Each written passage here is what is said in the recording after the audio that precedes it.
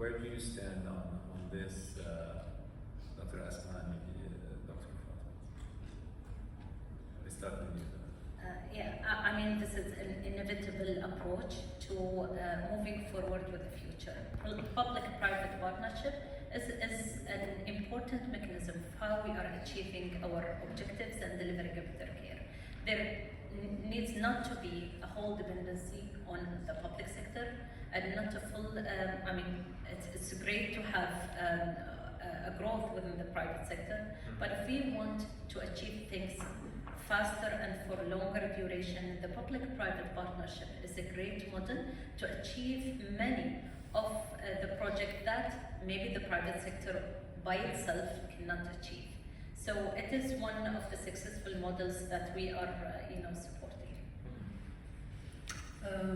So I echo Dr. Asma, then I go back to the core principle of sustainability, right?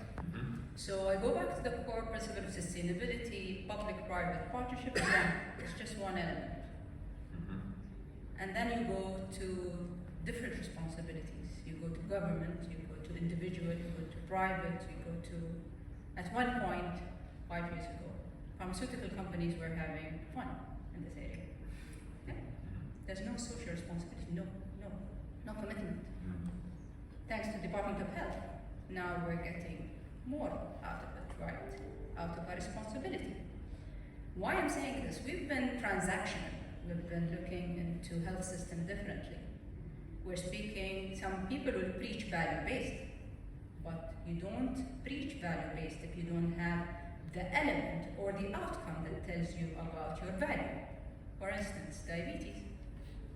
If one endocrinologist or a patient, within 3 months, are we able to make a difference in this patient's life? So we start from the little bits that they are there and then we build the story around it. So it's not about private, it's not about public, it's about the responsibility of each sector here and how also we mend our policies and regulation around it. At one point, UAE is looking to be self-sufficient, and we're heading to that. We're going to be self-sufficient. We're going to be manufacturing our own drugs. We're going to be manufacturing our own cellular therapy, and there was a success last week with the help of the Department of Health. We managed to manufacture our homegrown CAR-T therapy for an 11 years old with leukemia. So this is where we see the success, and it's not a success of one entity, it's a collaborative success. At one point, I'm gonna be very transparent. Using this technology of gene therapy and cellular therapy, you need a vector, which is a virus that you can inject into the cell to make the changes that you want. What's happening is people are monopolizing this virus. I'm not gonna give you this virus because you're not Novartis. I'm sorry to put names right there, but I have to. I'm not going to give you this virus because you're not a big company. So, taking the lead, having strong leadership, having strong regulation, having the proper policies will make everything happen. And I foresee that in the next 5 years, it's going to be a game changer when it comes to the UAE and the region. It's not only UAE. We need to foster all the things that happens around us. It's not just one. And I go back to the core principle of unity. Unity, sustainability, and we are, I think genetically, we are generous. So, CAR-T costs around $500,000. Who can afford this treatment?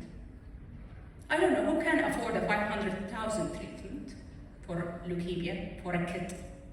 This is unheard of. We want to move forward, we want to make sure that accessibility is there through the generosity of our core value, honoring as well, again, our foundership side. So this is how we look at things. Thank you.